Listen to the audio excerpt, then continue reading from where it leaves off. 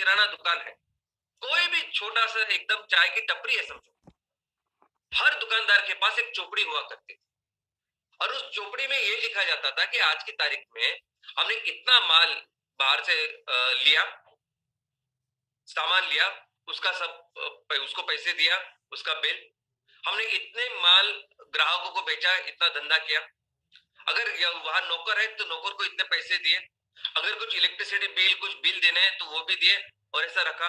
तो ये पूरी चीजें वो चोपड़ी में रखते थे। अभी ये चोपड़ी में रखना, इस चीज को करना, यही है कंप्लायंस। यानी वो तो दिन तो बहुत मुश्किल थे कि उस टाइम पे बाकी सब हाथ से लिखना पड़ता था, सब करते थे। आज तो सभी के लिए आपके पास सॉफ्टवेयर अवेलेबल, आपको अपने कंपनी के लिए क्या करना है, कैसे करना है, ये पूरे डिटेल फॉर्मेट के सहित आपको एक क्लिक पे अवेलेबल होते हैं। तो फिर क्या क्या चीज होती है कि जिसकी वजह से हम लोग करते नहीं और डरते रहते बार बार, कंप्लायंस कंप्लायंस कंप्लायंस। दोस्तों मैं आपको कहूंगा कि हमें इसमें एक्सपर्ट होने की जरूरत नहीं, हमें कुछ डिग्री लेनी नहीं है, कुछ करना नहीं है, लेकिन जिस विषय में हम लोग काम कर रहे हैं, अगर हम लोग एमपीओ के लिए काम कर रहे हैं, एमपीओ में काम कर रहे हैं, एमपीओ को प्रमोट कर रहे हैं, और वो बहुत मुश्किल काम है, 10,000 15,000 मेंबर बनना वो बहुत मुश्किल काम है। अगर वो हम लोग कर रहे हैं तो थोड़ा सा वक्त, थोड़ा सा काम हमारा, हमारी जिम्मेदारी ये भी है कि हम लोग उसके बारे में अपना नॉलेज बढ़ाएं। और उस नॉलेज बढ़ाने के लिए आपको बहुत बड़े बड़े ग्रंथ लाने की जरूरत नहीं, तो आपको मार्केट में बहुत छोटी छोटी किताबें मिलती है दोस्तों, एकदम छोटी सी। यानी अगर आप बहुत बड़े ग्रंथ वगैरह, जैसे मैंने कहा कि हमें डिग्री नहीं हासिल करनी है, लेकिन अगर एमपीओ के बारे में आप बात कर रहे हैं, प्रोड्यूसर कंपनी के बारे में बात कर रहे हैं, या कोई भी चीज जिसमें आप इन्वॉल्व हो, उसके बहुत छोटे से बुक आपको बाजार में, मार्केट में अवेलेबल है। और उस बुक में क्या लिखा है अगर आपको समझ में नहीं आता तो उसको एक्सप्लेन करने के लिए टीचर्स यानी कंसल्टेंट भी मार्केट्स में अवेलेबल। तो बस यही काम हमें करना है। अगर हम लोग प्रोड्यूसर ऑर्गेनाइजेशन में काम कर रहे हैं तो उसकी एक छोटी सी किताब, और जो शब्द आपको समझते नहीं, जो चीज आपको समझते नहीं, तो ऐसे टीचर्स जो मार्केट में है, जो सीए हो सकते हैं, सीएस हो सकते हैं, उनको आप पूछ के अपना नॉलेज बढ़ा सकते हो।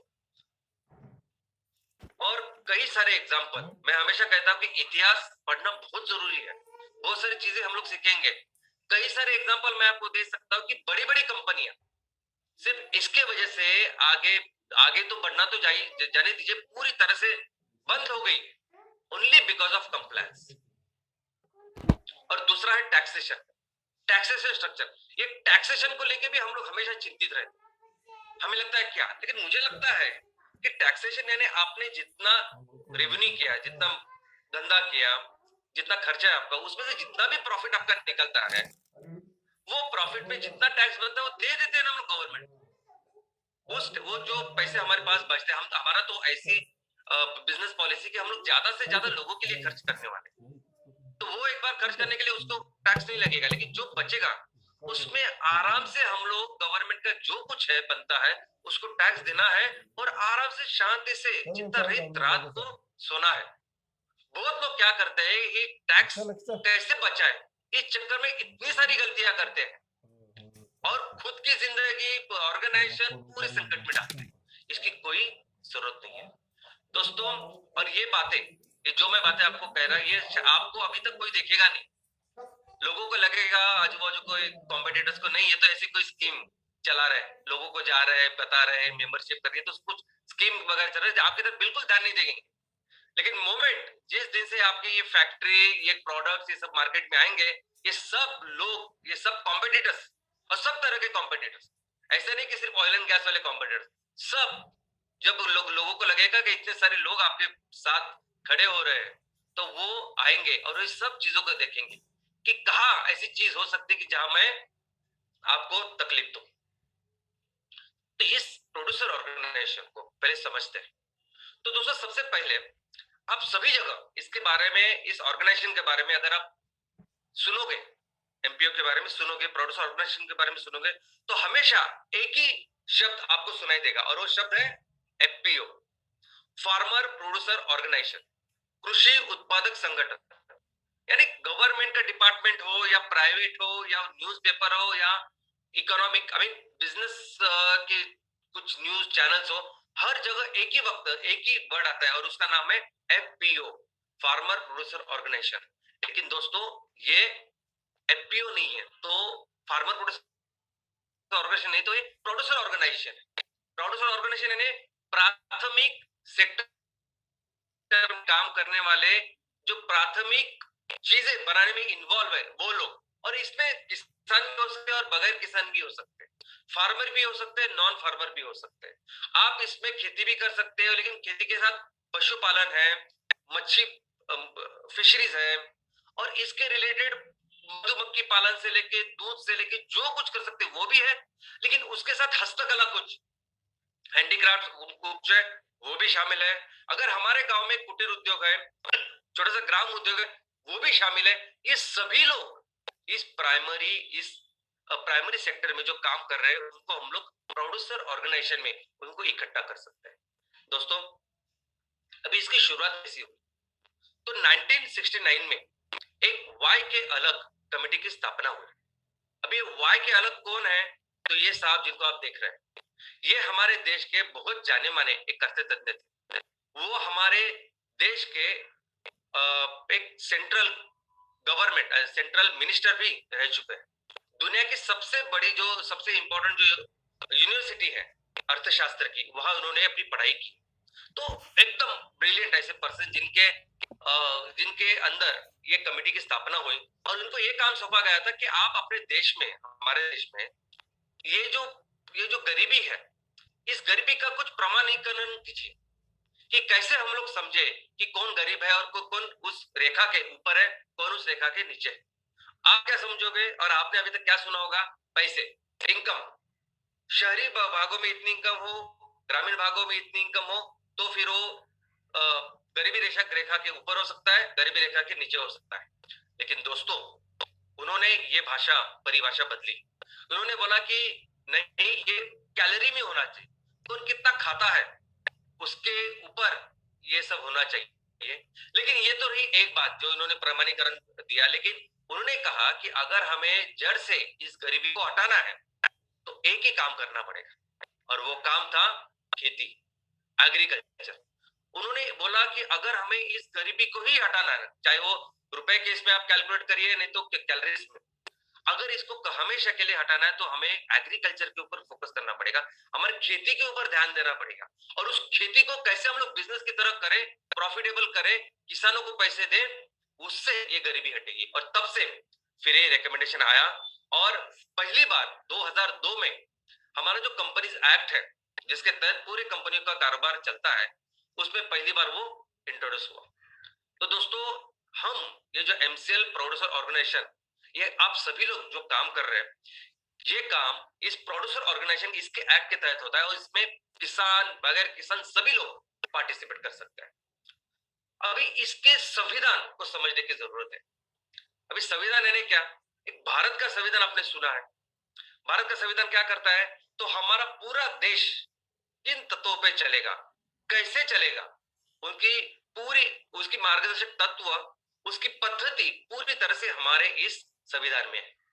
इस संविधान यानी हर जो चीज हमें लगती है इस देश को चलाने के लिए, हर चीज की पद्धति कि कैसा ये देश आगे बढ़ेगा, चलेगा। और इस संविधान में एक बहुत अहम चीज होती है जिसका नाम है प्रीएम्बल। अभी प्रीएम्बल का अगर आप लिटरल मीनिंग ले लोगे तो इसका नाम आप कह सकते हैं इसको प्रस्तावना। लेकिन ये प्रीएम्बल से प्रस्तावना नहीं है। तो ये पूरे हमारे भारत के संविधान की आत्मा है, ये भावना है, ये एक सोच है कि किस सोच के साथ हम अपने इस संविधान का निर्माण कर रहे हैं, किस सोच के साथ हम अपने भारत को देख रहे हैं, देखने वाले आने वाले दिनों में। तो प्रीएम्बल इस पूरे संविधान का एक आत्मा है। तो अगर ऐसे ही हमारे प्रोड्यूसर ऑर्गेनाइजेशन के बारे में अगर क्या आत्मा है, क्या प्रीएम्बल है, अगर हम लोग देखें तो उसका यही एक सोच है, और वो सोच है सिर्फ और सिर्फ खेती। हमारे खेती का आर्थिक विकास, ये एक ही सोच है इस प्रोड्यूसर ऑर्गेनाइजेशन की। ये जो एक्ट बनाया है इसमें है कि हम लोग कैसे बिजनेस इस खेती को बिजनेस की तरह देखें, उसको डेवलप करें, और इसकी वजह से पूरे सिर्फ किसानों का नहीं, पूरे देश का इनकम बढ़ाए। क्या जरूरत थी? क्या जरूरत है कि स्पेशली किसानों के लिए या इस प्राइमरी सेक्टर के लिए, किसान, बगैर किसान और छोटे छोटे लोगों के लिए एक स्पेशल एक्ट लाने की। तो दोस्तों तब तक यानी दो तरह के बिजनेस होते थे। एक है कोऑपरेटिव बिजनेस और दूसरा कॉर्पोरेट बिजनेस। कोऑपरेटिव बिजनेस में क्या होता है कि सभी लोग इकट्ठा आते हैं, चाहे वो किसान हो चाहे वो बगैर किसान हो, लोग इकट्ठा आते हैं और बिजनेस करते हैं। और इसमें क्या होता है कि इसमें वो आर्थिक भी उनके उद्देश्य होते हैं और सामाजिक उद्देश्य भी होते हैं। तो और वो खेती भी करते हैं और खेती के बगैर बाकी के बिजनेस भी करते हैं। कॉर्पोरेट में कैसे होता है कि ऐसे ऐसे लोग जिनके पास बहुत सारे पैसे हैं, वो आते हैं, वो फैक्ट्री का निर्माण करते हैं, वो सब कुछ अपने तरीके से चलाते हैं और सिर्फ ये देखते हैं कि मैं इतना पैसा डालूंगा और मुझे इतना पैसा मिलना चाहिए। ये सामाजिक जो चीज है वो शायद वो इतने ज्यादा देखते नहीं। लेकिन इस कोऑपरेटिव में क्या हुआ, कोऑपरेटिव का फोकस था कि एक ग्रामीण जो हमारे खेती है इसका विकास होना चाहिए, लोगों का इनकम होना बढ़ना चाहिए। इस सब कोऑपरेटिव मूवमेंट से हमें उद्योजक तैयार करने थे। लेकिन बने क्या? पॉलिटिशियंस। इस पूरे कोऑपरेटिव मूवमेंट में तैयार हुए राजनीति थे। आर्थिक जो चीज थी, आर्थिक जो उद्देश्य वो एकदम पीछे रह गया और सामाजिक उद्देश्य ही बढ़ गया आगे। और इसकी वजह से जो इनकम बढ़ना था किसानों का वो बढ़ा नहीं, वो वैसे ही पीछे रहे। तो इसी की वजह से एक ऐसा एक्ट, नियम कि जिसमें इस कोऑपरेटिव के अच्छे तत्व है, जिसमें कॉर्पोरेट के अच्छे तत्व है, वो लेके अगर तीसरा कुछ एक्ट बना तो वो था ये एक्ट, प्रोड्यूसर्स कंपनी एक्ट, जो चलेगा सिर्फ और सिर्फ बिजनेस के लाइन के ऊपर। जैसे कोई कंपनी चलती है जिसमें कोई भी गवर्नमेंट का कोई कंट्रोल नहीं हो, जैसे कोऑपरेटिव में होता था, गवर्नमेंट के पास वेटो पावर था, गवर्नमेंट ने जो अपॉइंट किए ऐसे ऑफिसर्स होते थे कि जिनके पास पूरे अधिकार होते थे। ऐसा कुछ नहीं, आप अपने हिसाब से कंपनी को चलाओ और इसको आगे बढ़ाओ, ये इसके पीछे भावना थी। इसके जो ऑब्जेक्टिव्स है इस एक्ट के, वो ये है कि ये जो पूरे प्रोड्यूसर ऑर्गेनाइजेशन ये इकोनॉमिकली वायबल और डेमोक्रेटिक होनी चाहिए। यानी जिस भी संस्था का आप निर्माण करेंगे उस संस्था को सबसे पहले तो आपको वो अपने पैरों पे खड़ी होनी चाहिए, वो आर्थिक दृष्टि से सक्षम होनी चाहिए, हमेशा के लिए चलनी चाहिए। और उसको चलाएंगे कौन? तो वही आप जो मेंबर्स है, जो उसके शेयर होल्डर्स है, जिन्होंने मिलकर वो संस्था बनाई है, वही अपने से एक कुछ डायरेक्टर्स को चुनेंगे और वो उसको चलाएंगे। कोई भी बाहर की संस्था, कोई भी बाहर का व्यक्ति, सरकार, कोई भी इसको नहीं चलाएगा। जैसे प्राइवेट कंपनी चलती है वैसे चलेगा। दूसरा, खेती के लिए प्रोफेशनल सपोर्ट ये हम लोग अवेलेबल करके दें। यानी खेती में अगर एक अकेला किसान अगर कुछ खेती करता है तो उसको वो अफोर्ड नहीं कर सकता कि ये सब प्रोफेशनल चीजें। लेकिन एक बार इकट्ठा आप आ गए तो आपको सभी के लिए वो प्रोफेशनल जो सपोर्ट लगता है, जो उसमें विशेषज्ञ होते हैं, जो बेटर चीजें होते हैं, उसका सपोर्ट तैयार करना। तीसरा कि इस खेती के लिए इस प्राइमरी सेक्टर को बढ़ावा देने के लिए जो भी चीजें आपको लगती है, जो रिसोर्सेस लगती है, टेक्नोलॉजी लगती है, ज्ञान लगता है, इनपुट्स लगते हैं, ये सब उसका अवेलेबल करके देना। आपकी चीजों को जो आप तैयार करते हैं, किसान तैयार करते हैं, उनको राइट एक अच्छा मार्केट तैयार करके देना। और ऑफ कोर्स अगर जब एक चीज ये खेती अगर ऐसी चीज बनेगी कि जिसमें हम लोग पैसा डालते हैं और हमको अच्छा रिटर्न मिलता है, अगर एक बार आपने करके दिखाया तो बहुत सारे लोग आ सकते हैं इन्वेस्ट।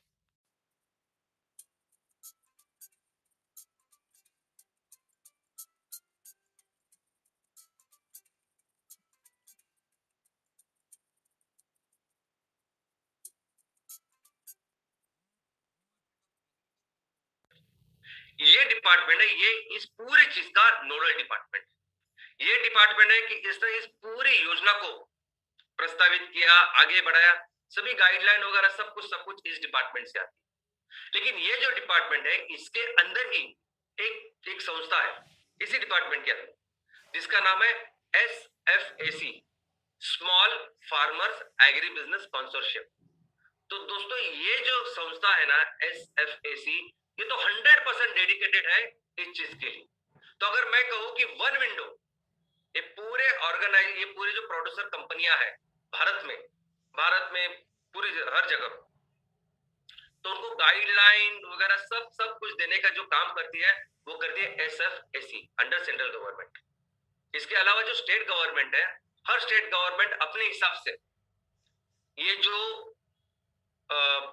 इसको जो बढ़ावा देने का काम है वो करती है, क्योंकि एग्रीकल्चर वैसे देखा जाए तो स्टेट का सब्जेक्ट है, सहकार देखा जाए तो स्टेट का सब्जेक्ट है।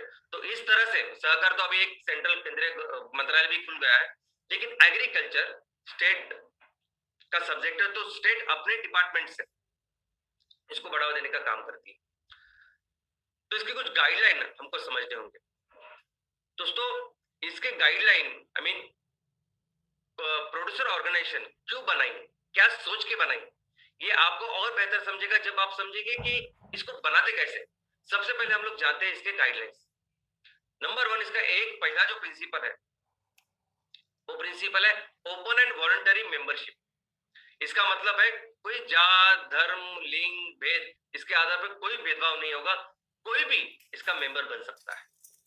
दूसरा है डेमोक्रेटिक कंट्रोल, यानी यहां जो इसको चलाएंगे वो सिर्फ होंगे फार्मर, किसान। यहां कोई भी बाहर के व्यक्ति इसको चलाएंगे नहीं, और जो चलाने वाला जो संचालक मंडल रहेगा, जो डायरेक्टर्स की बॉडी रहेगी, उनको भी चुन के देंगे वही लोग जो हर साल में एक बार चुनाव करके इसको चुन के देंगे।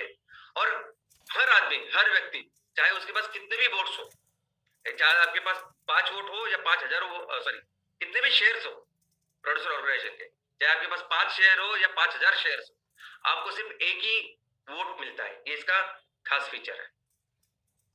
इकोनॉमिक पार्टिसिपेशन, आप इसके कैसे मेंबर्स बन सकते हैं, कैसे सदस्य बन सकते हैं, तो आपको आर्थिक सहयोग करना पड़ता है, यानी आपको इसके शेयर्स लेने पड़ते हैं, आपको कुछ आर्थिक चीज इसमें इन्वॉल्व करनी पड़ती है। तो एक ही तरीका है किसी भी प्रोड्यूसर ऑर्गेनाइजेशन के मेंबर बनने का, वो है शेयर्स लेना। शेयर्स के अलावा इसका कोई तरीका ही नहीं। और ये कंप्लीटली एक स्वायत्त और स्वतंत्र ऐसी संस्था है, कोई भी बाहर की ऑर्गेनाइजेशन, कोई भी गवर्नमेंट की ऑर्गेनाइजेशन इसको कंट्रोल नहीं कर सकती।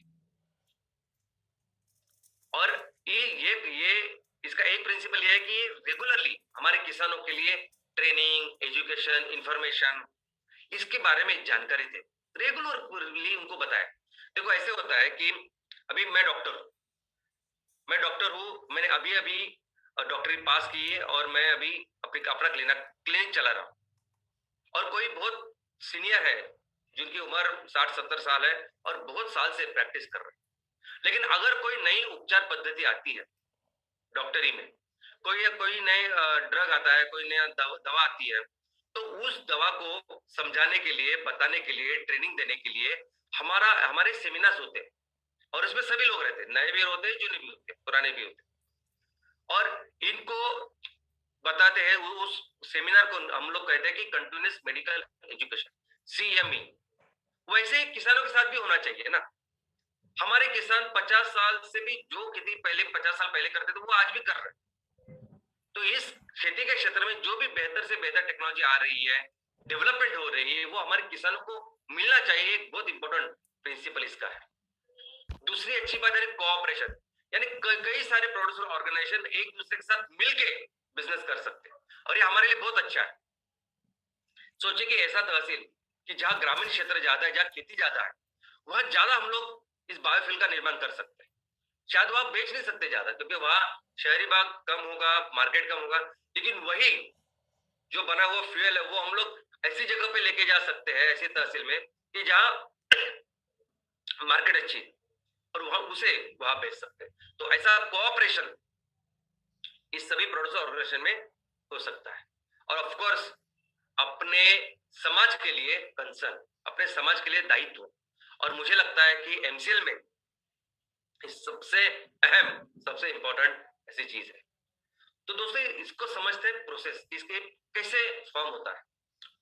तो ये देखिए जो चीज है, अभी हम सभी लोग अपने अपने तहसील में इस चीज को प्रमोट कर रहे हैं, लेकिन इसके पीछे जो विचार और टेक्निकल चीज तो आपको कहीं भी मिल जाएगी, किताब आप पढ़ेंगे तो आपको टेक्निकल पता चल जाएगा। लेकिन ये सेमिनार, ये जो प्रेजेंटेशन, इसके जरिए मैं आपको ये बताना चाहता हूँ कि इसको सोच को भी समझिए आप, ओके, कि सोच को समझिए कि किस तरह से हम लोग अगर डेवलपमेंट करने की सोच रहे हैं, एग्रीकल्चर की तरफ देख रहे हैं, तो किस तरह से जो जिन्होंने प्लानिंग की उन्होंने सोचा होगा। तो नंबर 1 कि कोई तो चाहिए इस चीज को इनिशिएट करने के लिए।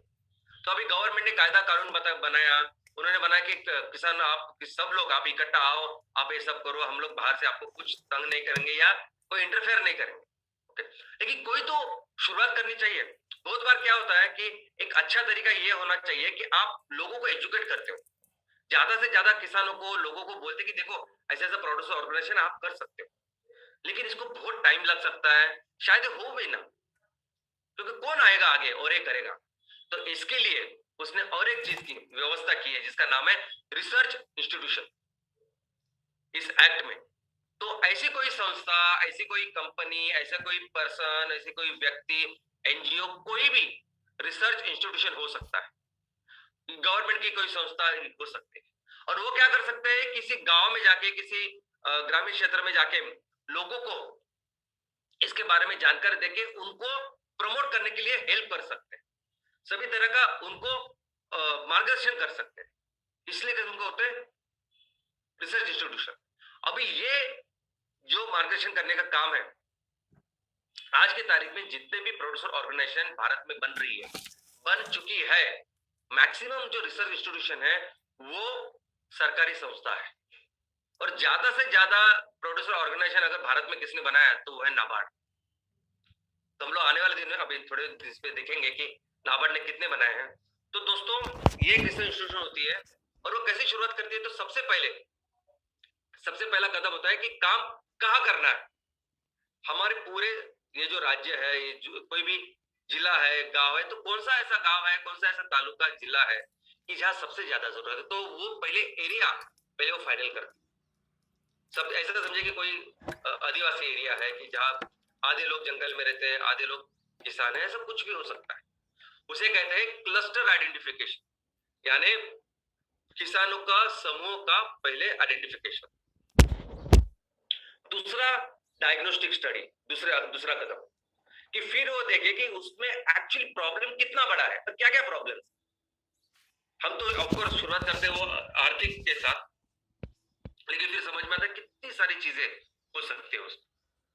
और ये अगर प्रॉब्लम्स है, ये आर्थिक चीज को लेकर प्रॉब्लम है, सामाजिक चीजों के लेकर प्रॉब्लम है, तो क्या इसके तो ये पूरी स्टडी होती है दूसरे कदम में। तीसरी जो स्टेप है वो है फिजिबिलिटी एनालिसिस, कि ठीक है ये ऐसा गांव है, ये ऐसा पूरा एरिया है, लोकेशन है जहां ये सब प्रॉब्लम्स है, इसको हमें सॉल्व करना है। तो क्या एमपीओ या प्रोड्यूसर ऑर्गेनाइजेशन सॉल्व करके ये सॉल्व होगा क्या, या अगर इसके सॉल्यूशन ये इससे होंगे क्या, तो इसकी फिजिबिलिटी एनालिसिस होती है स्टेप 3। चौथी स्टेप ये है कि फिर इसके बाद इसका बेसलाइन असेसमेंट होता है। तो इस जगह पे कितने लोग रहते हैं, क्या करते हैं, उनकी कितनी खेती है, क्यों खेती नहीं हो रही है, वो सब कलेक्शन डेटा, यानी एक्चुअल क्या फैक्ट्स है, क्या फिगर है, उसका वो पहले उसको इकट्ठा करते हैं। और आगे की जो पांचवी जो पायरी है, जो स्टेप है, वो ये है कि फिर वो डिसाइड करते हैं कि बिजनेस क्या करना है।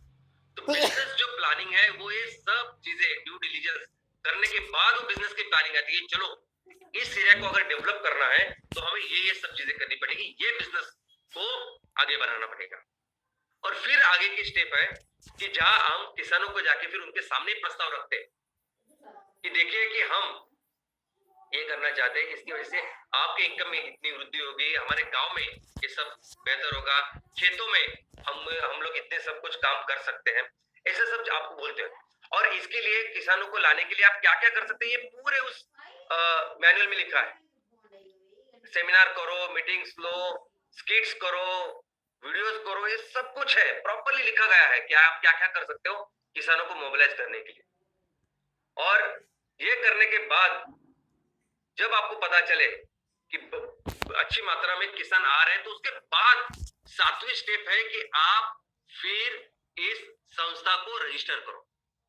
तो गवर्नमेंट बोलती है, एक्ट बोलता है, कायदा कानून बोलता है कि आप इस सब चीज को पहले करो, पहले समझो कि आपके लोगों को क्या जरूरत है, क्या करना चाहिए, क्या करना पड़ेगा, प्लानिंग करो, लोगों को बताओ। अगर ये सब तैयार होने के बाद आप रजिस्टर करो, और इस सब चीज को 1.5 से 2 साल आराम से लग सकते हैं। अभी ये हुई चीज जिन्होंने कायदा कानून बनाया वो, लेकिन हम लोग जो एक्चुअली इसको काम कर रहे हैं, क्या हम लोग ऐसा कर सकते हैं? नहीं।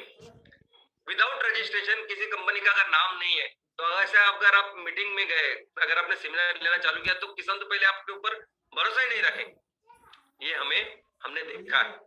जब तक आपकी कंपनी रजिस्टर नहीं होती पूरी तरह से, आपका कोई ऑफिस नहीं होता, कोई आपके ऊपर भरोसा ही नहीं रखता। तो बहुत सारी चीजें ऐसी है ना कि जब हम लोग करते भी है तो हमें उसको और बेहतर, उस पर कुछ मॉडिफिकेशन करने पड़ते हैं। 8वीं स्टेप है कि फिर एक बार आपने किया, लोग इकट्ठा आ गए तो रिसोर्सेस, सबसे बड़ा रिसोर्स क्या है? पैसे।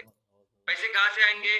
तो एक तो आपने जो चंद सबका कंट्रीब्यूशन है वो, और फिर उसके ऊपर आप लोन निकालो, फंडिंग करो, फंडिंग के ऊपर काम करो। दूसरा मैन पावर, इसको अगर चलाना है संस्था को तो कोई एक अच्छा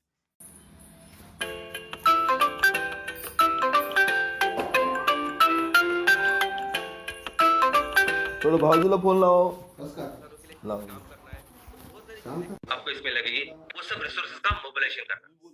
आगे के स्टेप है सिस्टम डेवलपमेंट, यानी आप एमपीओ में आपको पता है कि रॉ मटेरियल आने वाला है, फैक्ट्री होने वाली है, बाद में हम लोग उसको बेचने वाले हैं, मार्केटिंग करने वाले हैं। तो हर चीज की एक पद्धति हमको डिसाइड करनी होती है। रॉ मटेरियल कैसे आएगा, ये कैसे बनेगा, कैसे हम लोग जाएंगे, पेमेंट क्या कैसे होता है, ये सब सिस्टम डेवलपमेंट स्टेप है। और नेक्स्ट स्टेप है वो है बिजनेस को एक्चुअली एस्टेब्लिश करना। तो ऐसे साइकिल को रेगुलर बनाना कि जहां हर दिन वो रॉ मटेरियल आ रहा है, हर दिन वो मैन्युफैक्चरिंग प्रोसेस में जा रहा है, हर दिन इतना माल तैयार होकर हम लोग वो मार्केट में जा रहा है, माल बेचा जा रहा है और उससे फिर पैसे आ रहे हैं और ये पूरी साइकिल रिपीट हो रही है। तो ये अल्टीमेट कट करा लो बरोबर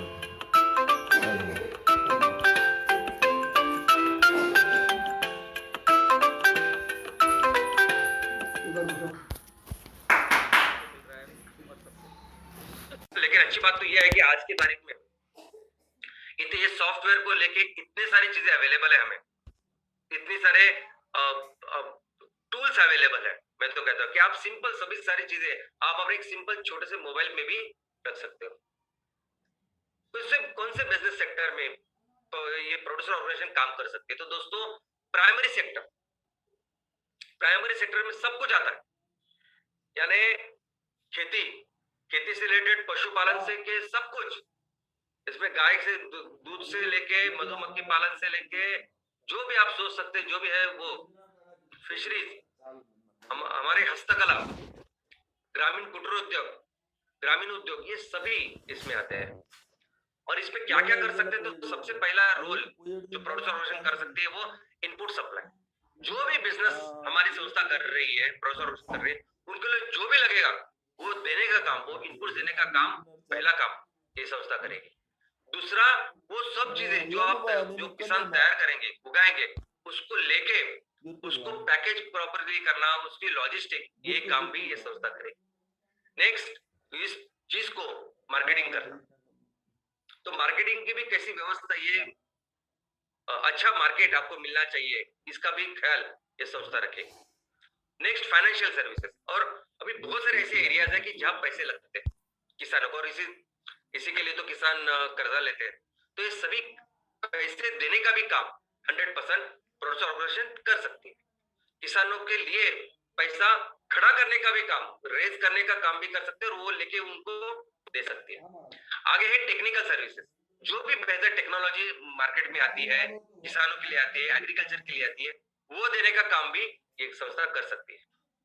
इंश्योरेंस सर्विसेज, सिर्फ आपके प्रोडक्ट का इंश्योरेंस नहीं, जो किसान जो हम लोग खेतों से लाएंगे वो तो प्रोडक्ट का नहीं, आप लोगों का इंश्योरेंस, जो हमारे मेंबर्स है उनका इंश्योरेंस, अगर आप गाय भैंस पाल रहे हो तो उनका इंश्योरेंस, इस सब का इंश्योरेंस का सर्विस भी वो कर सकते हैं। तो दोस्तों सब कुछ इस एक्ट में, कायदे कानून में ऐसा लिखा गया है कि सब कुछ जो भी आपको लगता है कि उस बिजनेस के लिए, एग्रीकल्चर एज अ बिजनेस के लिए जो करना चाहिए वो सब कुछ ये प्रोड्यूसर ऑर्गेनाइजेशन कर सकता है, इसमें लिखा है।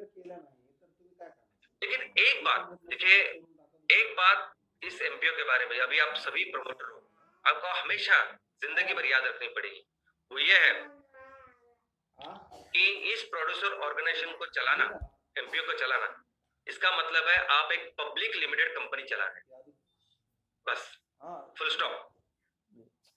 यानी हमको मालूम पता है कि कंपनी के कितने सारे प्रकार हैं, प्रोप्राइटरशिप है, जॉइंट वेंचर है, या एलएलपी है, पार्टनरशिप है, पब्लिक लिमिटेड है, सॉरी प्राइवेट लिमिटेड है, और कई सारे प्रकार हो सकते हैं। लेकिन सबसे ज्यादा कंप्लायंस, सबसे ज्यादा पेपर और किसमें आता है? Public limited. सबसे ज्यादा फोकस किसके ऊपर होता है? Public limited. तो उसके कुछ एडवांटेजेस है, बाकी सब कुछ है। ऐसा समझिए एमपीओ को चला के आप एक पब्लिक लिमिटेड कंपनी ही चला रहे हो, कुछ कम नहीं है। आपको ऐसा अगर लगेगा कि मैंने 10,000 मेंबर किए, 15,000 मेंबर किए, अभी ज्यादा कुछ फर्क नहीं पड़ता, तो ऐसा बिल्कुल नहीं है। वो कॉम्पिटिटर, वो कंपटीशन का हमेशा याद रखना। और इस पब्लिक लिमिटेड कंपनी को चलाने यानी कोई इसका टेंशन लेने की जरूरत ही नहीं। गवर्नमेंट ने जो कुछ कंप्लायंसेस बनाए हैं, जो कुछ बनाया है, किसके लिए बनाया है? आपके लिए, अपने बिजनेस के लिए तो बनाया है। ये बिजनेस, ये सब कुछ आर्थिक विकास हो, इसके लिए तो बनाया है। लेकिन इसके साथ साथ उनको ये भी देखना है कि कोई गलत काम ना करे, बस इसके लिए वो कंप्लायंसेस है। तो इससे बिल्कुल डरने की जरूरत नहीं, लेकिन इसको बिल्कुल किसी भी हालत में आप नजरअंदाज भी नहीं कर सकते। आपको सिर्फ वही चोपड़ी का काम करना है, अपनी चीजें बराबर रखनी है। अगर कंपनी बोलती है, प्रोड्यूसर कंपनी का एक्ट बोलता है कि आपको साल में 4 बार मीटिंग लेनी है, यानी 3 महीने में 1 बार मीटिंग लेनी है, तो लेनी है सभी सभासदों की। वो एक्ट अगर बोलता है कि आपको इस साल में 1 बार इलेक्शन लेके वो डायरेक्टर्स का चुनना है उनको, तो चुनना है। और ये चीजें ऐसी है ना कि जब तक आप करते नहीं, आपको वो समझ में नहीं आता कि कितनी सिंपल है, आसान है, कर सकते हैं आप। ये ड्राइविंग जैसे काम है। जब तक आप गाड़ी चलाते नहीं, सीखते नहीं, आपको सबसे मुश्किल काम वो गाड़ी चलाना लगता है। वैसे ही इस कंप्लायंसेस का काम। तो आपकी ये कंपनी, प्रोड्यूसर कंपनी के कंपनी एक्ट 2013 इससे ही चलेगी जैसे कोई भी पब्लिक लिमिटेड कंपनी चलती है। सारे जो काम है उसका एक चार्ट ही बनाइए ना आप, कि मुझे ये साल में ऐसे 4 मीटिंग करनी है, हर महीने में जीएसटी का रिपोर्ट देना है, और साल में अगर देखो आपने लोग पैसे लिए, खर्च किए, प्रॉफिट ही नहीं किया कुछ, तो किसी कोई टैक्स देने का तो सवाल ही नहीं आता। लेकिन ये जो आपका जमाबंद है, आपका जो बैलेंस शीट है, ये तो आपको दिखाना पड़ेगा ना कि देखो हमने इतना सब पैसा लिया, ये सब काम किया, अभी तक बिजनेस की शुरुआत नहीं, और ये हमारा बैलेंस शीट है, ये हमने दी आपको, तो ठीक है ना। तो यही करने की जरूरत है, बाकी कुछ नहीं है। हर हफ्ते एक दिन आप रखो कि हर हफ्ते में एक दिन, एक बार आप ये करो, और सभी रिकॉर्ड, सभी अकाउंट को ठीक से हम लोग जैसे एक डिसिप्लिन की तरह रखते हैं, अनुशासन के जैसे रखते हैं। इवन स्कूल में जो हम लोग करते हैं ना, कि स्कूल में तो मुझे लगता है कि ज्यादा काम करना पड़ता है ये सब रखने के लिए चीजें, उससे बहुत कम काम। और मैं हमेशा बोलता हूँ कि जो काम अपने इतने 15,000 मेंबर जो आप करते हैं ना, ये बहुत मुश्किल काम था। ये ऐसा काम है कि दुनिया में कोई काम नहीं करता। और ये जो काम बोल रहे हैं ना मैं, अकाउंट और रिकॉर्ड, ये तो ऐसे भी लोग करते हैं कि जिनको सिर्फ बनाने के लिए करना है। जैसे मैंने सरकारी बाबू का एग्जांपल दिया आपको, और ऐसे बहुत सारे लोग हैं प्रमोटर जो प्रोड्यूसर कंपनी इसलिए बनाते हैं कि उनको कुछ शासन, गवर्नमेंट की कुछ स्कीम होती है, उसका लाभ उठाना होता है। बस वो उसके लिए अच्छा जबरदस्त पेपर वर्क उनका रहता है, भले फील्ड पे काम जीरो हो। तो आप ये सब कुछ बहुत ही आसानी से, आराम से कर सकते हो। लेकिन वो क्या स्ट्रैटेजी है कि जिसकी वजह से हम इस सब कंपटीशन से आगे रहेंगे? Blue ocean strategy. 2 तरह की स्ट्रैटेजी। रेड ओशन स्ट्रैटेजी, जिसमें एक ही समुद्र में सभी लोग एक दूसरे का खून कर रहे हैं, खून बहा रहे हैं उस कंपटीशन के लिए, बिजनेस के लिए। और एक दूसरी स्ट्रैटेजी की जिसमें हम अपने खुद का एक सागर निर्माण कर रहे हैं, ओशन निर्माण कर रहे हैं, और जहां हमें इस कंपटीशन की जरूरत ही नहीं देखने। तो कैसे कर सकते हो? तो उसका तरीका क्या है? तो दोस्तों, उसका तरीका पहले मैं आपको बता दूं कि इसकी बेसिक अंडरस्टैंडिंग यह है कि आज देखो हम लोग एमपीओ डिस्कस कर रहे हैं, ठीक है? तो एमपीओ जब डिस्कस कर रहे हैं तो मैं आपको एक पूरा करके इसके बारे में आपको बता रहा हूँ। तो एमपीओ का एक सोल्यूशन दे रहा हूँ कि देखो एमपीओ में ऐसे ऐसी चीजें हैं, ये सब होता है, सब ऐसे करना पड़ता। लेकिन जिस तरह के बिजनेस हम लोग कर रहे हैं, हम पूरे एमसीएल फैमिली हम लोग जो काम कर रहे हैं, आपको पता नहीं कि आने वाले दिनों में क्या क्या बेचेंगे आप।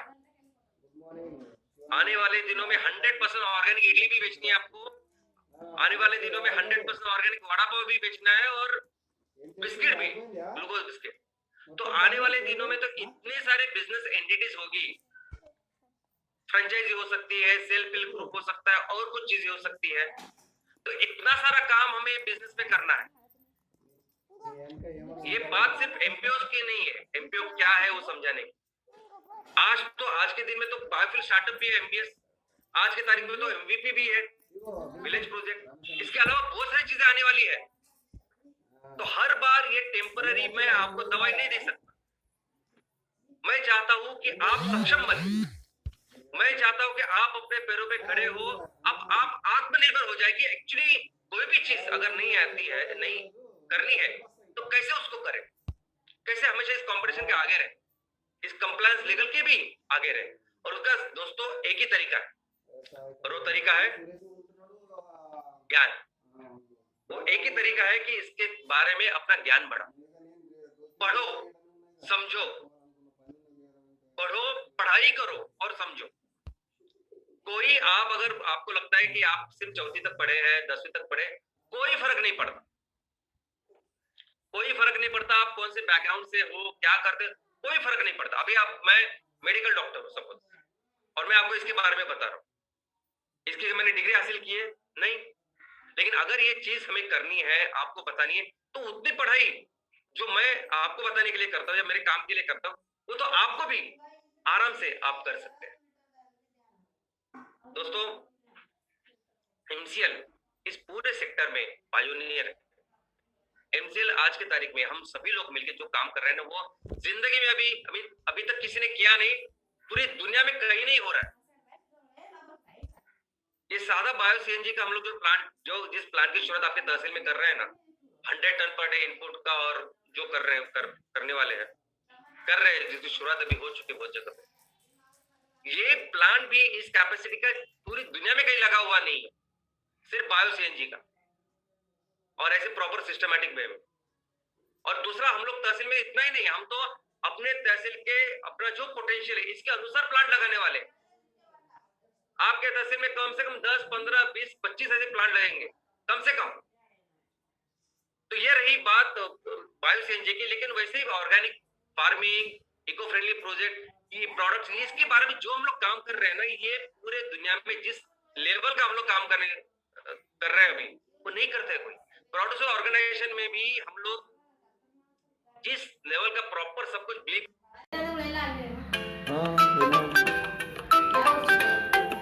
आज मिला आपको पहले पढ़ना पड़ेगा इसके बारे में। कोई नहीं है बाहर जो आपको बताएगा, इसके बारे में पूरी जानकारी देगा, उसके पास पूरी किताब होगी, ऐसा कोई नहीं बात। या ऐसा समझिए कि एक डॉक्टर है जो अपने बहुत अच्छी प्रैक्टिस कर रहा है बाहर, अपने उसके क्लिनिक है, बहुत फेमस है, अच्छा है, और अचानक से आप उसके पास जाते हो और उसको बोलते हैं कि मुझे कोरोना की दवाई बताओ कि मैं कोरोना को मैं कैसे प्रिवेंट करूं। अब इसको पता ही नहीं कोरोना क्या है।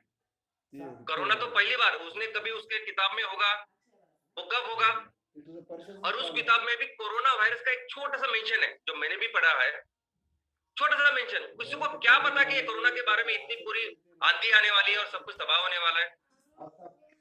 तो फिर बाद में वो डॉक्टर जाएगा, उस कोरोना वायरस के बारे में पढ़ाएगा, उसकी सब जानकारी लेगा, इन्वेस्टिगेट करेगा, दवाई तब जाके आपको बताएगा ना। वैसे ही सेम अपने प्रोड्यूसर ऑर्गेनाइजेशन का है। जो भी सीए जिनके साथ आप लोग अभी जाते हो, डिस्कस करते हो, उनको पता ही नहीं है प्रोड्यूसर ऑर्गेनाइजेशन क्या होता है, कैसे किया जाता है, उनको पता ही नहीं। क्योंकि हर दिन जिस काम में वो रहते हैं, उनके सामने ऐसा कोई केस नहीं आता ना। हो सकता है कि एक आध दूसरे जिन्होंने काम किया हो, लेकिन बहुत सारे लोग सीए से तो उनको पता ही नहीं कि इसकी क्या क्या सब चीजें उनको जाके पढ़ना पड़ेगा, काम करना पड़ेगा, तब जाके वो आपको कर पाएंगे। और ऐसे लोगों के पास जब आप जाते हो तो ऐसे लोग आपको बहुत ज्यादा कंफ्यूज कर देते, और यही हो रहा है आज के बारे। अब इसके बारे में यहाँ वहां जाने की कोशिश करते हो, यहाँ वहां पूछते हो, लेकिन और ज्यादा से ज्यादा कंफ्यूज होते हो, जबकि बात बहुत ही सिंपल है। और मैं आज आपको वो पूरा क्लियर करने वाला हूं। मैं आपको कुछ इसके पहले कुछ स्टैटिस्टिक्स यानी इसके बारे में, इस प्रोड्यूसर ऑर्गेनाइजेशन के बारे में एक्चुअली क्या परिस्थिति है वो बताना चाहता हूँ। अभी अक्टूबर 21 में नाबार्ड के जो चेयरमैन है उन्होंने पत्रकार परिषद में, और उन्होंने बताया सभी को कि भारत में ऑलमोस्ट अभी 10,000 प्रोड्यूसर ऑर्गेनाइजेशन, और उसमें से 5,000 नाबार्ड ने प्रमोट किए, और उसमें से कुछ ऐसे कि जिनको अभी हम लोग लोन भी दे रहे हैं, ऐसा उन्होंने कहा। तो आने वाले दिनों में ये प्रोड्यूसर ऑर्गेनाइजेशन को हम लोग आगे बढ़ाएंगे और ये सब कुछ। ओके दोस्तों, और ये सही है। नाबार्ड ने 2014-15 में 200 करोड़ का फंड रखा बाजू में, और उस इसके लिए इस 200 करोड़ के साथ 2,000 प्रोड्यूसर कंपनी हम लोग तैयार करेंगे। यानी एक प्रोड्यूसर कंपनी तैयार करने के लिए कितने पैसे रखे? 10 लाख। और वो कब तक? वो पहले 1.5-2 साल तो जब तक होता है तब। उसके बाद वो कंपनी जो कुछ करना चाहेगी उसके लिए लोन भी उन्होंने रखा है नाबार्ड में, वो तो अलग है।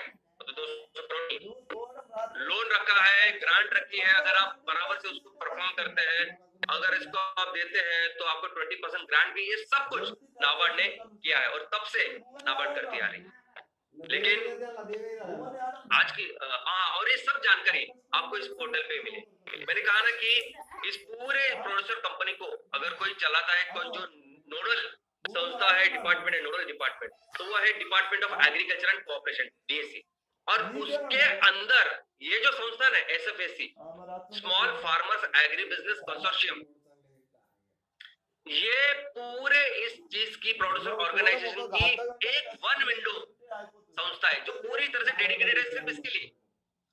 आप इसके अगर पोर्टल पे जाओगे ना, तो अपने देश में, अपने राज्य में कितने प्रोड्यूसर ऑर्गेनाइजेशन है, किसने कितना प्रमोट किया है, नाबार्ड ने कितने प्रमोट किए है, SFAC ने कितने प्रमोट किए है, आपके एग्रीकल्चर डिपार्टमेंट ने कितने प्रमोट किए हैं, ये सब कुछ आपको लिस्ट, ये पूरा एक एक्सेल दिखाई देगा। उस प्रोड्यूसर कंपनी का नाम, वो कब तैयार हुई, उसका कॉन्टैक्ट डिटेल्स, जो नाम जो मेन प्रमोटर है उसका नाम और कॉन्टैक्ट डिटेल भी उसमें, और एंड में है ऑब्जेक्टिव यानी किस उद्देश्य के साथ ये इस प्रोड्यूसर कंपनी को तैयार किया है। तो अभी इस प्रोड्यूसर कंपनी के उद्देश्य अगर आप देखोगे ना, तो वहां तो ऐसा है कि यानी ज्वार कर रहे हो, इसकी खेती कर रहे हो, चावल की खेती कर रहे हो, गेहूं की खेती, बस इतना ही लिखा है। क्रॉप्स लिखे सिर्फ, क्रॉप्स, खेती से हम लोग जो उत्पादन लेते हैं उसका नाम लिखा है सिर्फ। प्रोड्यूसर ऑर्गेनाइजेशन क्या कर रहे हैं, कैसे बारे बिजनेस प्लान वगैरह कुछ नहीं, उसमें प्रोडक्ट वगैरह का कुछ नहीं है, चावल लिखा है सिर्फ, यानी चावल की खेती। ऐसी तरह का पूरी जानकारी अभी आपको अपने इसमें मिलेगी। दूसरा ये भी है कि कितने सारे पहले कोऑपरेटिव कंपनियां थी, कोऑपरेटिव और चल रही थी, उन्होंने अपना नाम बदल के प्रोड्यूसर कंपनी रख दिया, ये भी आपको पता चले तो वो एक्चुअली प्रोड्यूसर है या पहले कोऑपरेटिव अभी प्रोड्यूसर करके काम कर रही है। दोस्तों, ये सभी जो कंपनियां काम कर रही है ना, इनका एक ही फोकस होता है, और वो है गवर्नमेंट असिस्टेंस। ये सभी कंपनियों का एक ही, तो ये सच्ची चीज है, मैं आपको बता, जो लोग, जब मैक्सिमम लोग इसमें काम करते हैं ना, उनको क्या लगता है कि देखो अगर मैं एक कंपनी चालू करूंगा, मैं प्रमोट करूंगा तो 10 लाख मिलने वाले नाबार्ड से, और उसको अगर मैं लोन लूंगा तो 50 लाख 60 लाख उसके मिल जाएंगे। तो इतने सारे पैसे इस पूरे स्कीम के अनुसार मुझे मिल सकते या ले सकते हैं हम लोग। अभी इसके हम लोग क्या करें आगे, बिजनेस बढ़ा, ये ज्यादा कोई नहीं सोचता। इसके वजह से वो किसानों के 7/12 पे लोन की एंट्री होती है, वो कुछ नहीं, कोई नहीं देखता इतने पैसे हो रहे हैं, इतने स्कीम के अंदर आ रहे हैं ना, बस उसको तो देखो, बिजनेस को देखते रहेंगे। धीरूभाई अंबानी साहब ने बिजनेस सब चालू किया 500 रुपए से चालू किया, आप बताइए, सबको मालूम है ये स्टोरी, क्योंकि उन्होंने ये सोचा कि अगर मेरे पास 500 रुपए है तो मैं कैसे इस 500 रुपए के 5,000 रुपए बनाऊं, तो कैसे आगे बढ़ूं, उससे बढ़ा रहे। और यहाँ 10 लाख आपको दे रहे हैं, 50 लाख दे रहे हैं, लेकिन आपका फोकस क्या है, कैसे मैं इससे अपने, मुझे कितना फायदा होगा ये पैसे लेंगे लोन के। और फिर ऑब्जेक्टिव में, कंपनी के ऑब्जेक्टिव में सब कुछ डालते हैं। हम लोग दूध का भी काम करेंगे, हम लोग रासायनिक सेंद्रीय खेती भी करेंगे, सब कुछ करेंगे। 25 चीजें लिखते हैं। क्या करना है, कैसे करना है, क्या कौन देखता है? देखते हैं सिर्फ ये लोन। अब ये नाब किसान फाइनेंस करके एक स्पेशल लोन है सिर्फ इस चीज के लिए। तो नाबार्ड अपनी तरफ से पूरा कोशिश करे, लेकिन हमारा तरीका, हमारा जो देखने का नजरिया है, काम करने का तरीका है, वही बहुत गलत है। और इसी के लिए होती है ऐसी परफॉर्मेंस। मैं आपको ना एक परफॉर्मेंस अभी दिखाता हूं, देखो ये परफॉर्मेंस।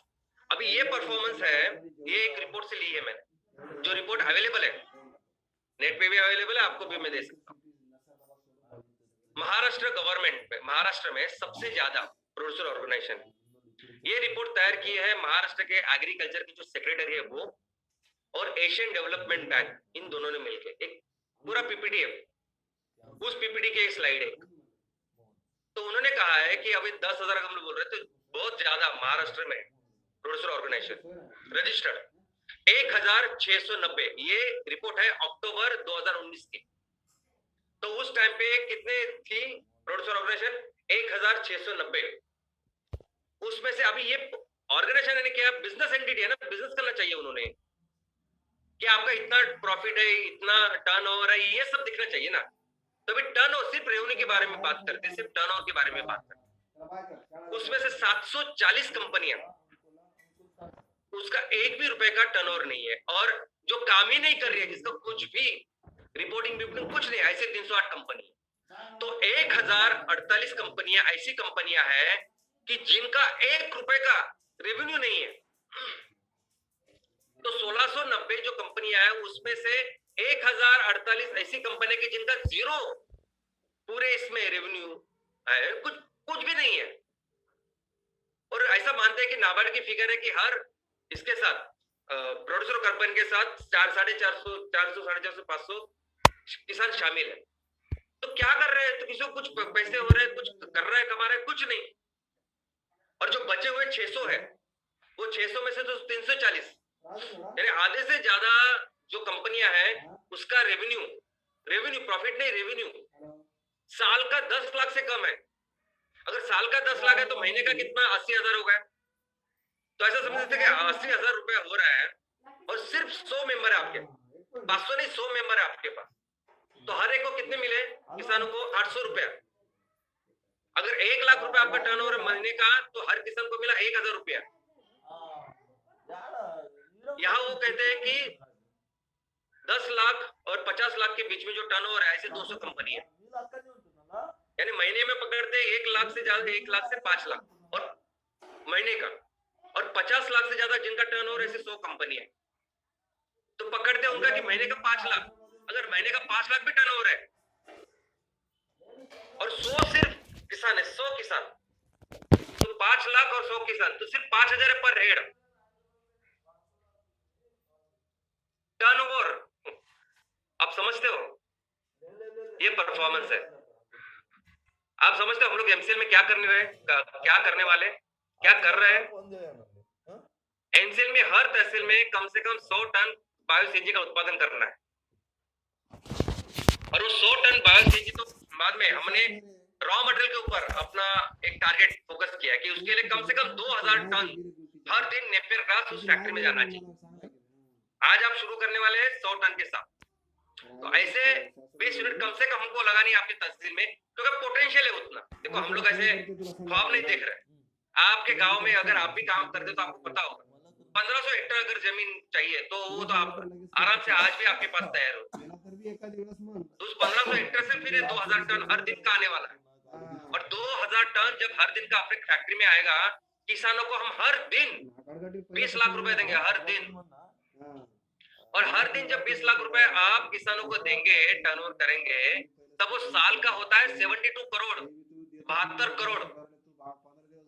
एक हमारे तहसील के एमपीओ का जो टर्नओवर है, उसकी ये कैलकुलेशन हमारी है मिनिमम। और ये मन गढ़ंत नहीं, कुछ ऐसा नहीं, मुझे पता है कितने सारे आपको आप खुद काम कर रहे हो। 1500 हेक्टेयर आपके यहाँ तहसील में आज तैयार है। यूं ही नहीं, हम लोग पूरी दुनिया में आर्थिक महासत्ता थे। 90% हम लोग जीडीपी तैयार कर रहे थे, क्योंकि ये हो रहा था एग्रीकल्चर के साथ जो हमें अभी करना है। तो अभी coming back again legal compliances, अभी इस कंप्लायंसेस के बारे में, लीगल के बारे में, एमपीओ के बारे में मैं आज आपको कुछ रिसोर्स मटेरियल देने वाला हूँ। ऐसा रिसोर्स मटेरियल की जो आपको अपने पास उसकी कॉपी तैयार करनी है, निकालनी है इमीडिएटली। आज ये अपना प्रेजेंटेशन खत्म होने के बाद इमीडिएटली मैं आपको मटेरियल देने वाला हूँ, जो आपको सिर्फ पढ़ना है। सबसे पहला है ये मैनुअल। दोस्तों, एक एमपीओ मैनुअल किसने बनाया मालूम आपको? ये बना है उसी नोडल संस्था ने, department of agriculture and cooperation. ये बना है उनके तहत जो पूरी तरह से फोकस जो काम करे एसएफएससी ने, उन्होंने बनाया। और ये हिंदी में भी है, अंग्रेजी में भी। इसको पढ़ने के लिए सिर्फ 2 घंटे लगते हैं। अगर आप एक जगह पे बैठोगे ना तो 2 घंटे में आप पढ़ पाओ। लेकिन ऐसा समझते कि आप कभी पढ़ते ही नहीं, आप ज्यादा कुछ पढ़ने की आदत नहीं, फिर भी मुश्किल से 1 दिन लगेगा आपको इसको पढ़ने के लिए। इतना सिंपल, इतना आसान शब्दों में इसको लिखा गया। जो भी आपको आज की तारीख में क्वेरी है ना, एक भी क्वेरी नहीं रहेगी अगर आप इसको सिर्फ पढ़ोगे। इसके अलावा एक एफएक्यू मैं आपको दे रहा हूँ। ये एफएक्यू नाबार्ड ने बनाया है खुद। ये थोड़ा सा बड़ा है, 150 पेजेस का है। इसमें तो दुनिया की कोई सी चीज नहीं प्रोड्यूसर ऑर्गेनाइजेशन के बारे में जो इन्होंने एक्सप्लेन नहीं की। यानी ऐसे भी उन्होंने दिया कि ये प्रोजेक्ट है, इस प्रोजेक्ट को इतने पैसे लगेंगे, आप अगर प्रोड्यूसर कंपनी बनाते तो उसको इतने पैसे लगेंगे, और वही वो सब कुछ रिसर्च ऑर्गेनाइजेशन के हिसाब से। उससे लेके आप कितने मेंबर, क्या करोगे, कैसे करोगे, कितना क्या करना है, पूरे फॉर्मेट बिरमट सब कुछ इसमें दिया। तीसरा अगर आप कंप्लायंस के बारे में सोच रहे हैं, आप सीएस को पूछते हो ना क्या करना है, कैसे करना है, तो उनके ही डिपार्टमेंट ने एक इंस्टीट्यूशन है, सभी सीएस उनका, उन्होंने बहुत अच्छा काम किया है। तो सभी कंपनी सेक्रेटरीज के उनकी जो संगठन है भारत की, उन्होंने अपने सभी सीएस के लिए एक फ्रीक्वेंटली आस्क्ड क्वेश्चन यानी एफएक्यू, यानी जो क्वेश्चन और उसके आंसर ऐसे बनाए, इतने छोटे से, यानी हमारे सीएस उनको पता चले कि क्या होता है प्रोड्यूसर भी, उसमें क्या क्या प्रोविजंस है। ये भी आज मैं आपको देने वाला हूं। तो कोई भी ऐसी चीज नहीं है जो इसके, अगर आप इसको अच्छी तरह से पढ़ेंगे और काम कर रहे हैं, सिर्फ इसमें जो टेक्निकल चीज है वो आप पूछो ना, सीएस उनको पूछो, लेकिन पढ़ो। और ये हमेशा आपको देखो, यही तरीका है। आने वाले दिनों में हमें बहुत सारा काम करना है, इस तरीके से ही काम करना पड़ेगा। खुद को एजुकेट करना पड़ेगा, हमेशा पढ़ना पड़ेगा आपको। और आपका और आपके बैकग्राउंड का पढ़ाई लिखाई का कोई वैसे संबंध नहीं है। मैं नहीं बोलता कि आप बहुत पढ़े लिखे नहीं भी हो तो भी चलेगा, लेकिन जो काम हम लोग कर रहे हैं उसके बारे में इतना तो पढ़ना पड़ेगा आपको। और दोस्तों, आप जो कुछ कर रहे हैं, देखो ये बिजनेस मॉडल्स भी हमारे जो है ना, ये तो बिजनेस सेक्टर एक बात है, ये बिजनेस मॉडल कौन करता है ऐसा काम जो आप सभी ने मिलकर 26 जनवरी को किया? कौन करता है बताइए आप? कौन करता है अपने तहसील के सभी सैनिकों का सत्कार सम्मान? कौन करता है बच्चों के साथ इतने सारे कंपटीशन लेना, उनको इतना आगे बढ़ाना, उनको इतनी प्रेरणा देना? कौन करता है? कौन करता है कि हमारे सभी लोगों को इकट्ठा लेके उनको अपनी कंपनी में शेयर होल्डर बना के, और जितना ऊपर से प्रॉफिट हो वो भी उनमें बांटो? ये पहली बार कर रहे हैं हम लोग सब, ये पहली बार आपकी वजह से हो रहा है। पायोनियर हम लोग ये ट्रिपल बॉटम लाइन प्रोजेक्ट्स में भी बनने वाले हैं। बहुत सारी चीजें हैं दोस्तों कि जो पहली बार होगी, कोई नहीं करता। अपने पैसों के अलावा ज्यादा लोग सोचते नहीं, उनको कोई फर्क नहीं पड़ता ग्लोबल वार्मिंग का क्या हो रहा है, किसानों की क्या हालत हो रही है, नहीं फर्क पड़ता उनको। वो खुद एकदम आराम से रहते हैं।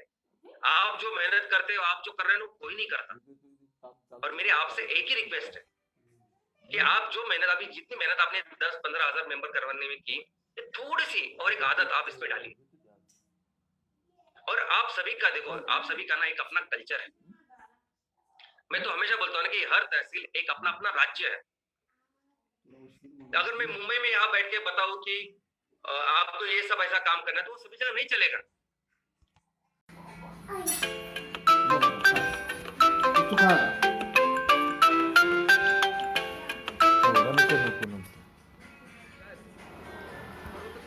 में राजस्थान में हम लोग सेल्फ हेल्प ग्रुप महिला बचत गट है, उसके माध्यम से उसको बेचे, या और कुछ माध्यम हो सकते हैं, कोई भी माध्यम हो सकता है। आपको उस तहसील के जो प्रमुख हो, जो मेन प्रमोटर हो, आपको सोचना है, आपको अपना राज्य निर्माण करना है अपने लोगों का, जिनकी अपनी संस्कृति है, अपनी बोली भाषा है, अपना एक culture.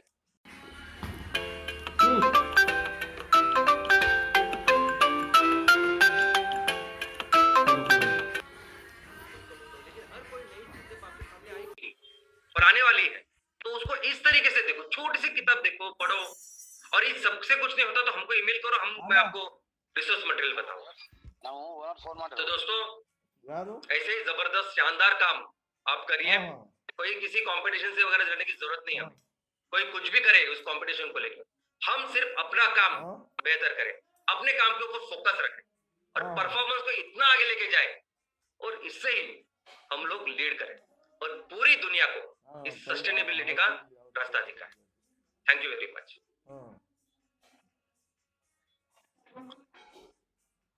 Thank you very much, Shyam sir. It was a great show and it was a great, much awaited information by you. जो हम सब लोग इंतजार कर रहे थे कि ये ಬೇರೆ ಬೇರೆ ಹೇಳಕತ್ತೈತಿ ಅಸಲಿಗೆ ಇಷ್ಟುದಾಗನೇ ಬರ್ಬರೋ ಹಾ ಗಣ ಸಾಕು ಇನ್ನ ಆಗೈತಿ ಅವ್ರು ಮಾಡಿ ಕೊಡ್ತಾ ಅಂದರು ನಮ್ದು ಆಗೈತಿ और